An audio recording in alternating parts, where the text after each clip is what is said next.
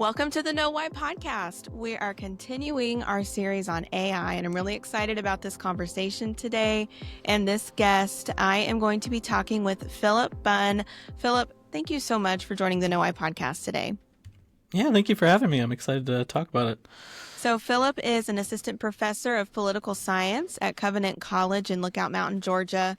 His research has been published in Political Research Quarterly and American Political Thought, and his reviews and essays have appeared in the Review of Politics, Plow Quarterly, Current, and the University Bookman, among other publications. We're talking about AI, and Philip, I really am interested in what you have to say. I also mentioned we share an alma mater, Patrick Henry College, our undergrad. So anyways, yeah, let's jump into this. And I was specifically intrigued by one of the articles on your Substack on AI and the importance of doing things badly. So let's jump into some questions from that. And you had specifically been addressing AI and the problem in higher education. And one of the things you said was, there's this argument from AI positive people that if your assignment can be performed by AI, it was a useless assignment to begin with. So let's not necessarily worry that people may be using it to write their papers or whatever. We need to just adapt. And but you say that this argument actually misses the point of human life. So can you explain that?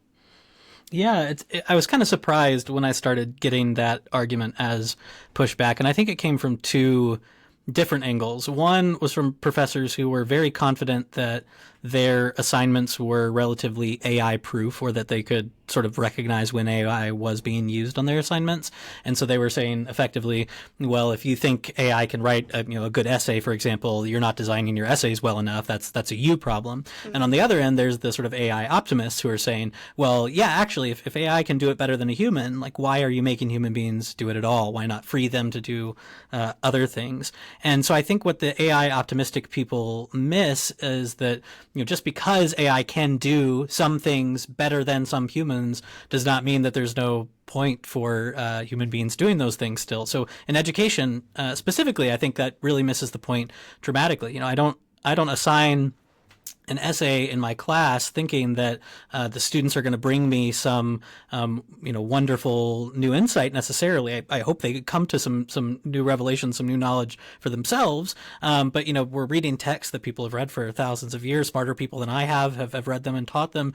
And so what I want is for them to experience reading it themselves, interpreting it and making an argument. We sometimes joke that sophomore literally means wise fool, and I'm not expecting these wise fools to say something brilliant. I'm expecting them to learn something in the process of writing. And so the goal of these assignments usually, right, sometimes we have these things that we just assess, how much have you learned, but the goal of most of the work that we assign in a college classroom is formative. It's educative. It's supposed to form the student's mind and character towards certain habits of mind and character. And I think still essays are kind of important tools for this. You mentioned we both went to Patrick Henry College, and there's an assignment we may have shared in Dr. Cox's theology class where students were required to write a paper on Philippians 2:5-11 on this concept of Christ's kenosis, or emptying of himself. Well, what does that mean? What does it mean that Christ emptied himself and condescended and all of this? And I doubt very much that freshmen in Dr. Cox's class have ever come up with some brilliant interpretation of this that he'd never seen before. It was the exercise of go read commentaries, go talk to your pastor, go see how people have interpreted this in history in the church, and then understood it and applied it. That's the goal of the assignment. Yeah. Yeah, absolutely. Yeah, I vaguely remember some of the papers I wrote in college, and I do not want to revisit them because I think I'd be embarrassed of some of my thoughts. But like you said, it's that's okay because it was the process of me working through some of those things. And I wanted to ask you too, we're talking about kind of education and higher education specifically and the purpose of it. But something I just thought of when you were talking, if we are approaching it, or you're approaching it as a professor, thinking that you're wanting your students to, I don't know, invent a new wheel, so to speak, come up with the next great thought that's going to change society. That's a very utilitarian way to think of education, where it's what task can you perform versus thinking of it as a formation. And I think that so many, even Christians, kind of have fallen into this conception that education is so that you can learn relevant skills and you can, like, Yep. go succeed in society and get a job. But we're missing the deeper purpose of education there, aren't we? Yeah, and the reason I titled that essay, the importance of doing things badly, or subtitled it that, was I had been reading this book by someone who was actually a mentor of one of our professors at Patrick Henry, Professor at Georgetown, Father James Shaw. He was riffing on G.K. Chesterton, where Chesterton says, if something is worth doing well, it's worth doing badly. And he gives examples of this, and he says things that are worth doing badly can include, dancing and writing your own love letters. And then he sort of, it's Chesterton, so he's joking and says picking your own nose is one of these two. But, thinking about like what it means for, like, my wife and I began our relationship in a dance class. Like, we were attending the same dance class and we were learning to dance together. That's really a sort of wonderful thing. Like, why would I substitute a professional dancer for that role, right? Even if I'm doing it badly, there's something of value to doing it. And same thing with poetry, same thing with most of what we do in education. Now, obviously, as Chesterton and Shaw go on to say, the goal of the things that are worth doing badly is for you to become better at them. We hope that students do gain new knowledge, that they do gain skills and proficiencies, but also that we are shaping their character as they go. And so I think you're right. We have this, as you said, even Christians often, when I see people, conservatives or Christians, sort of talking about, well, why are people, majoring in useless things? The sort of we need more plumbers than philosophers line of argument. I think they've sort of bought into this idea of a kind of purely functional education, that the goal primarily is to learn the kinds of knowledge that, like, Michael Oakeshott would call, like, technical knowledge that have some market value, and kind of de-emphasizing the experiential learned knowledge through skill and practice that you get through these sorts of assignments. And so, again, like, I've come to realize, I think that AI does a lot of things better than I ever thought it would. I'm just not convinced that the fact that it can do that means that I should offload all of my work onto it. Yeah. What are we missing, or sacrificing about ourselves and our role as human beings by giving that responsibility to a machine? And so, yeah, go ahead. Yeah, and sorry, I just sort of thought of the beginning part of your question, right? The what is education for? In most of my classes, I end up teaching some selections from C.S. Lewis's Abolition of Man, and the way that he summarizes the sort of classical and Christian tradition of education there is that, and I'm paraphrasing very heavily, but basically that a good education teaches you to love what you ought, or at least to know what you ought to love, even if you haven't succeeded yet in learning to love it. And so the process of education, both in the sort of classical sense, looking at Plato and Aristotle, and then in the Christian sense, looking at Augustine and onwards, is that we are forming habits of mind and character that draw us towards the good, help us to apprehend it better, and then live it out once we've apprehended it and comprehended it, to help us understand the world better, to understand our duties and our place within the world better. And I think that substituting a really, really effective tool for that process undercuts it and skips entirely sometimes that process of formation. And that's just focusing on, like, well, what development doesn't happen. And then there's the flip side of it, which is the sort of negative formation that I think is happening in students right now, when students develop habits of what I would call forms of academic dishonesty and, honestly, kind of disrespect in their use of the tools. So I don't typically take things personally. Students cheat for all sorts of reasons, but some students, or some professors rather, do take things very personally when students cheat, because they've put a lot of time and poured their lives effectively into preparing to teach these students this material, and to see students take the sort of dishonest route by substituting the work of something or someone else for their own is very disheartening. Yeah. And yeah, the forming of habits is so key. I just actually talked with Emily Harrison for this series, who writes Dear Christian Parent website on Substack, and she was noting that this generation has, younger kids are growing up using tablets and screens in school, and that is a habit. And so even when they get to college, sometimes it can be difficult for them to, like, define that line of, like, well, I've always used screens, I've always used Google, and now it's just AI. Now it's just ChatGPT. Like, that habit has been formed, and it's harder to see. It's obvious, I think, to some people, but maybe a little more murky to a generation that has already been accustomed to just using technology for everything.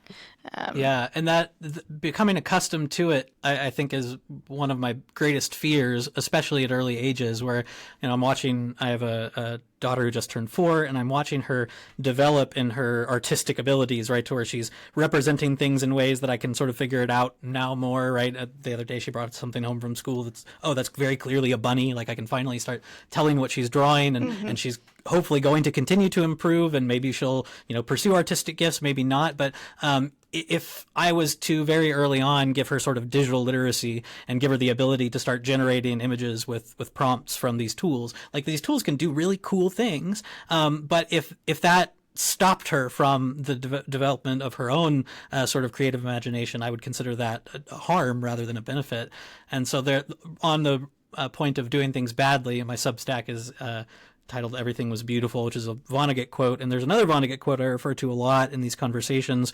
He referenced it a bunch. He wrote it in a letter and some essays. But he said effectively that practicing an art, no matter how well or how badly, is a way to make your soul grow.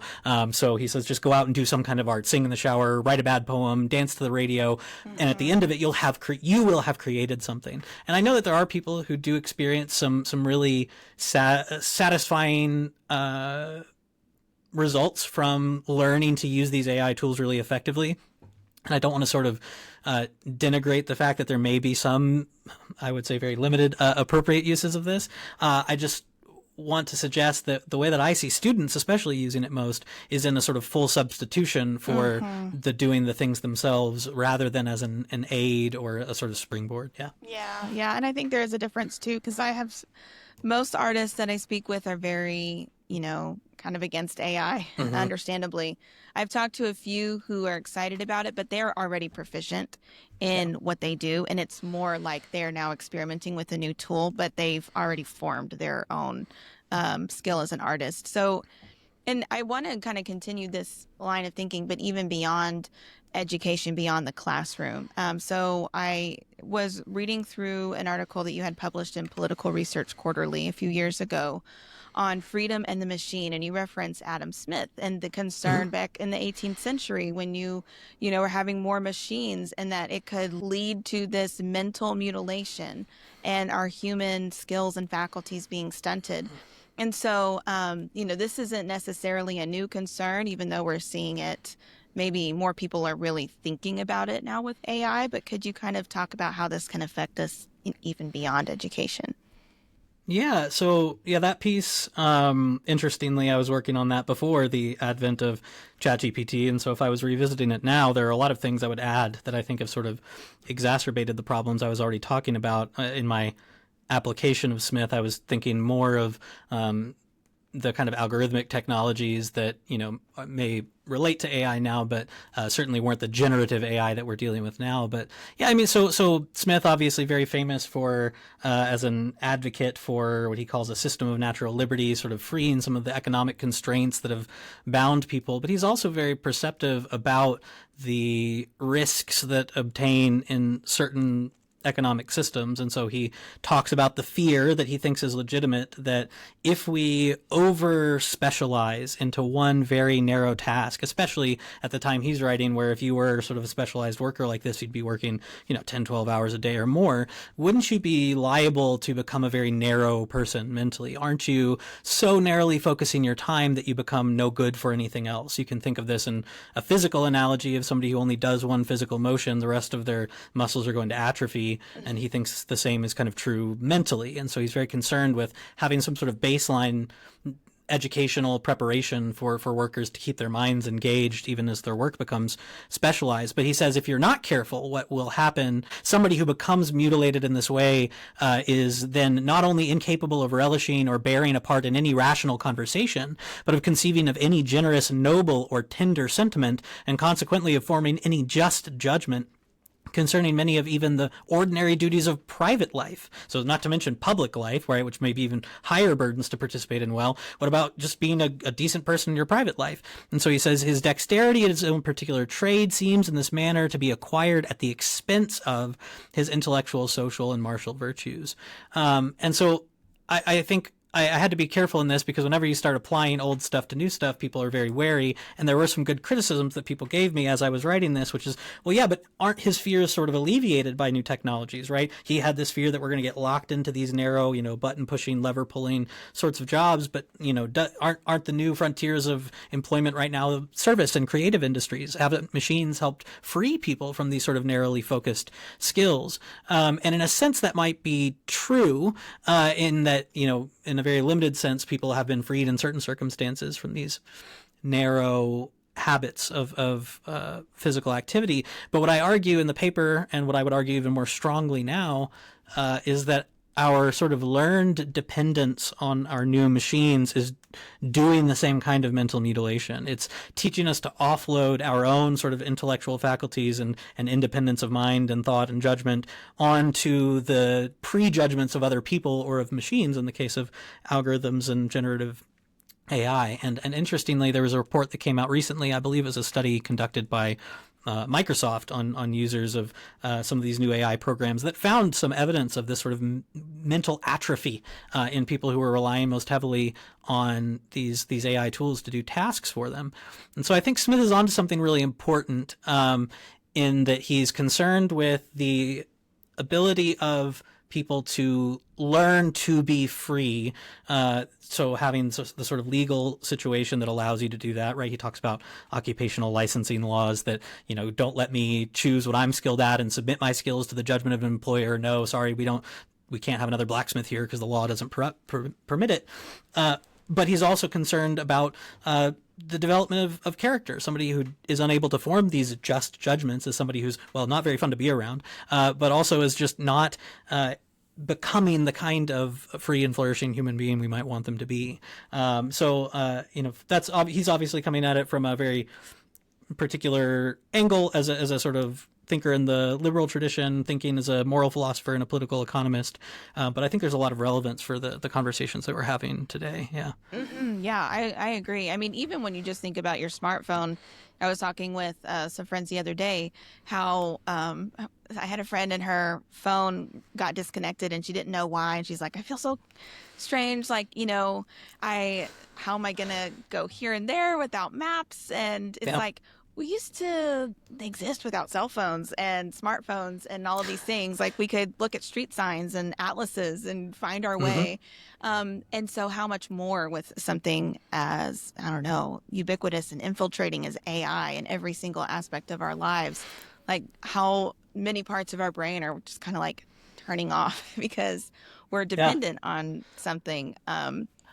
So I had a thought about this when I was doing this research, and I was like, I always want to be careful to not sort of cherry pick new science as like confirmation of old ideas. I think you can go down some weird rabbit holes there, but it's always interesting, I think, to say, well, was this person onto something, and can we find any sort of evidence that obtains today that shows it? And there are some studies of the sort of spatial reasoning skills and spatial reasoning parts of the brain of people who use turn-by-turn navigation on their phones versus people who tend not to. And there are apparently some real harms to this. Now, again, you might think, well, yeah, that's fine. Like you're offloading part of your mental faculties that would have been used for figuring out atlases. Now I don't have to do that anymore. Maybe I can do cooler things. But it just seems true that these things do create a kind of dependence that has consequences on the way that we think and feel and interact with the world. Yeah. Mm-hmm. Yeah, definitely something to at least be aware of. And so, we focused on the classroom and then kind of broader, the worker, and very much on the individual and how is our reliance on new technology forming us. Mm-hmm. But what about like in a broader sense, looking at society as a whole? How does this impact freedom more broadly if more and more people become reliant on machines or AI? Yeah, I mean, there's a few levels to this. I think there's obviously potential and real overt uses of technology to oppress or harm people. And so I think it's obvious that these new AI tools are going to be tools for that going forward in the wrong hands. And so we already have, policy analysts suggesting we're in something like an AI Cold War with China, where we're trying to develop, in a way that, what's mutually assured AI destruction going to look like, these sorts of things. And so there are conceivable futures, I think, where these new AI tools are used by both government actors and corporate actors and to do nasty things, right? To surveil, to coerce, all of that I think is appropriately scary. We should be worried and aware of that. I'm glad there are people doing really good work in the policy arena around those issues.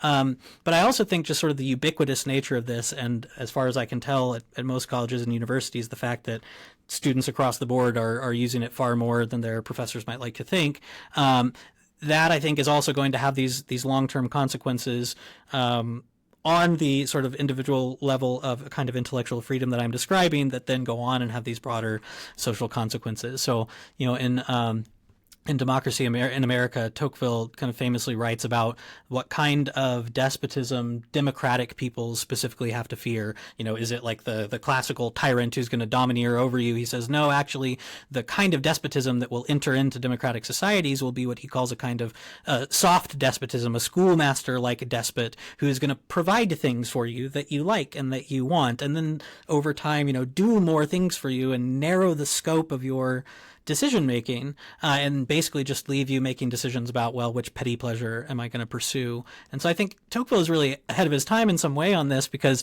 I think we see evidence now that our new media technologies, our new forms of entertainment are all facilitating exactly this kind of thing that he described. We're sort of narrowing the scope of our real exercise of what he calls free will, what I would call this kind of independent judgment, and that's just getting worse, I think, as we depend on these new tools to solve all of our problems for us, and to do things to try to solve the problems it's already created. There's a study I just saw.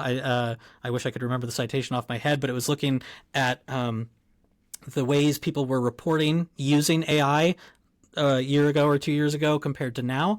And the top two uses now that people are suggesting are some sort of companionship or therapy, and some sort of life planning tool. Like, what am I going to do next? Let me make my to-do list, or let me make decisions between different options. And so both of those terrify me a little bit. I try not to be too much of like an overwrought pessimist, but the more and more people who are leaning on these tools for those purposes, that seems quite scary to me. Mm-hmm. Yeah, I agree. This is completely random, but you mentioned Democracy in America. My laptop is sitting on it right now, because every time I do a wonderful podcast interview, it's a nice big book, and big it enough, raises yes. it up a little bit, so it's right That's here. Great. So I did want to get your recommendations before we wrap up. For you're in the thick of it right now, so dealing with that AI crisis in academia, but also after that, just like for the individual who is thinking about this and they want to reclaim their free and independent exercise of judgment. What are your recommendations for us? Yeah, on the institutional side, I don't think there's an easy way to deal with it. I think it's going to require a combination of willingness on the part of institutions to do hard, maybe unpopular things, which is going to look like assigning more handwritten exams, requiring more difficult assignments, reducing the use of technology in the classroom, all things that we've sort of, we've become dependent on technology in our education in many ways, in a way that I think we're going to have to reverse if we truly want students doing these assignments themselves. And it's also going to require some seriousness on the part of the students to care about their souls, their habits, and their minds. And so, it may be someday that we learn that pessimists like me are wrong, and these things end up being this great boon to education, and we find ways to use them really effectively. But so far, I think we're seeing evidence that it's actively harming the students that rely on them. And so as much as we can do as instructors, as schools, to disincentivize the use of these new tools in the classroom, at least, as much as schools can do, I think that's a benefit. On a personal level, us, individuals learning to independently exercise our judgment.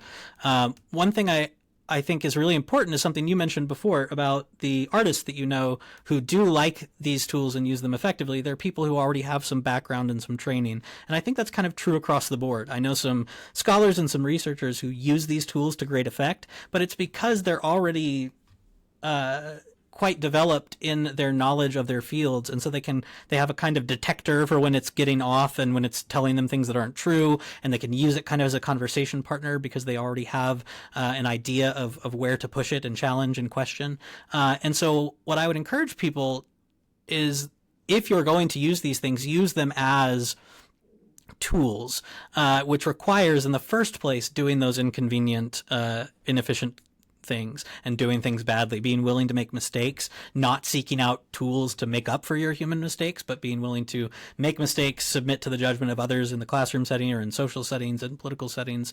And above all, in whatever work you're doing, whether that's a professional work, educational work, to practice honesty and integrity, which means not substituting the work of others and representing it as your own. When you learn to do that, it becomes easier and easier to do so. And you're both harming yourself and your ability to do those things independently, and I think committing sins and poor habits that are going to drive you to worse and worse outcomes. Yeah. Very good.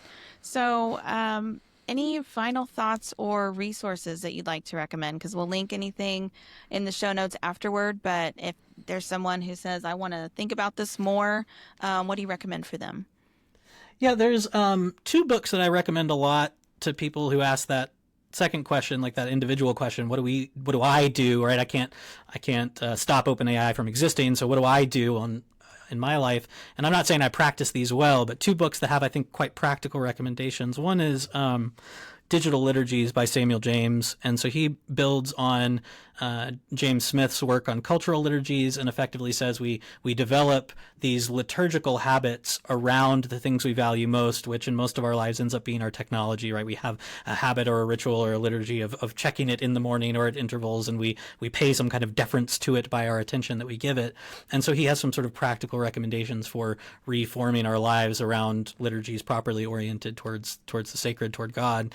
And similarly, there's a book called The Common Rule by Justin Whitmel Earley, who tries to develop sort of practical rules of life for all people. So he says, you have things like the rule of St. Benedict, that's for a monastic order. Is there a common rule, rule for life that we could all be practicing? And so he develops this sort of list of daily rules, weekly rules, and monthly rules to try to orient your life better, especially with respect to technology. So one of the daily rules is scripture before phone. Make sure that you're putting this somewhere where your first impulse on waking up is not, well, let me see what notifications I missed at 3 a.m., but am I spending time in reflection in the Word? Mm-hmm. He also has a section at the end that I recommend this to non-Christians as well. He's like, well, you may not be a Christian like me. Here's the sort of analogs that you could practice, but ultimately I think this stuff is true, so you should be Christian. I think it's a good book for that reason. Mm-hmm. One I'm just starting now that I think a lot of people have recommended to me, including Dr. Mitchell from PHC, is a book I believe came out in 2023, so a little bit before the generative AI stuff, but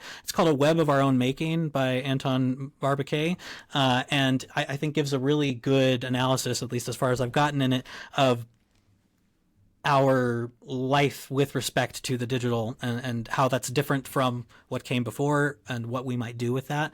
And I think it has obvious immediate application to the AI conversation as well. So I think all three of those are going to be very practical for people who are trying to sort of self-assess and then develop new habits, hopefully towards better goals. Yeah. Thank you so much. I'm going to add them to my reading list for sure, and we'll link those for anybody who wants to get a hold of them. And Philip, thank you so much for your insight and being on the Know I podcast today.